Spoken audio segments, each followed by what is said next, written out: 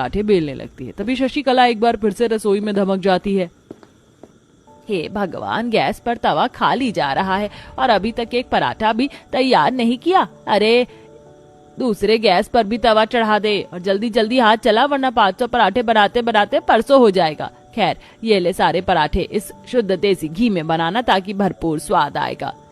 जी माँ जी। करिश्मा दोनों गैस पर तवा चढ़ाती है और फटाफट पराठे बनाकर तैयार करती है। जल्दबाजी के चक्कर में कई बार गरम घी के छींटे उसके हाथ पर आ जाते हैं।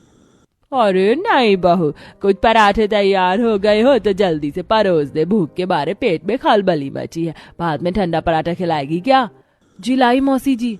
जैसे ही नई बहू रिश्तेदारों और ससुराल वालों को पराठे परोसने जाती है, तभी रसोई के अंदर दोनों तवे पर पराठे जल जाते हैं और जलने की बदबू फैल जाती है। अरे नहीं बहू, पराठे जला दिए क्या? ये कैसी बदबू आ रही है?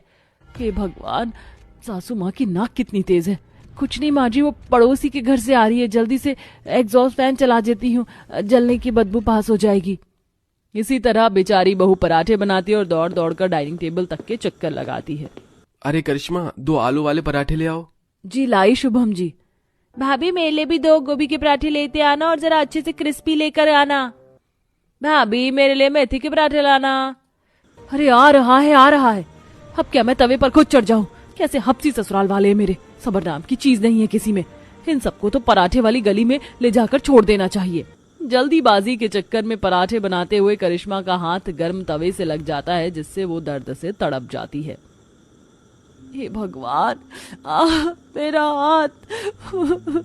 ये ससुराल की पहली रसोई में 500 पराठे बनाने के रिवाज ने मेरी मिट्टी पहाड़ कर दी है।